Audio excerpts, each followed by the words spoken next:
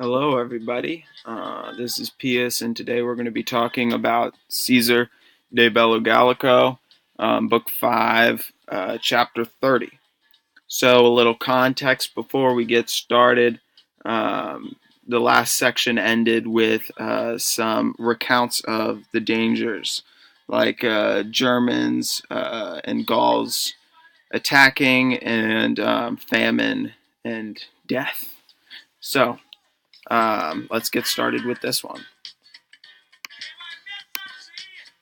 So, with this debate having been held on both sides, um, easy Habita is a PPP DEP, um, and yeah, let's go to the next one.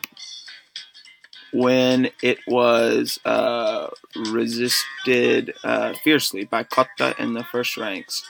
So here we have the primus ordinibus, which for our purposes could be used to mean the uh, the chief centurions, but more accurately, from what it like the literal translation here is by the first ranks. And so resisterator is an impersonal passive, and it could mean resistance was being put up. So this here on the right is a recreation of what Cotta looks like. And to me, he looks identical to Tommy Lee Jones, who's on the left. So, maybe Cotta was actually Tommy Lee Jones. Who knows? All right. So, Sabina said, and then we go in the quotes, win if you so wish. And that's Sabinus over there, the boys. All right. And in a louder voice, so that a large part of the soldiers could hear clearly. Exauderate is hearing clearly is the verb. So, he said, inquit. And I am not the one among you who is most seriously terrified by the danger of death. So this qui terrare is a relative clause of characteristic. And, in parentheses, the note says, the sort of man, and then who is terrified.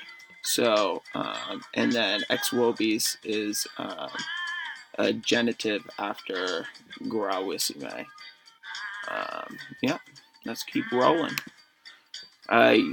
He sapient si gravius quid accideret. So, he's sapient. The men will understand the matter, is the kind of figurative translation of that. Uh, that's what the note has as the translation. But for our purposes, these men will understand. If anything more serious will have happened. So, si gravius quid is if something more serious. And as we all know, that quid there is actually aliquid, but since it's after C, the ali falls away. So, obste. They will require reckoning from you, who, if it was allowed by you. So the si per te liceat, literally, if it should be allowed by you, it's introducing a future less vivid condition. So, Parendino, DA. So on the day after tomorrow, having been joined with the nearest winters, or the nearest winter quarters, would be withstanding the common misfortune of war with the rest. So this Parendino DA could also be written Tertio DA, or in 2 days' time, or the day after tomorrow. The day after tomorrow is what we're using here.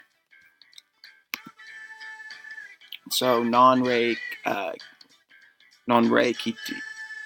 Not having been cast out and removed far by the others, would be dying either by sword or by starvation. Out Pharaoh, out Fame.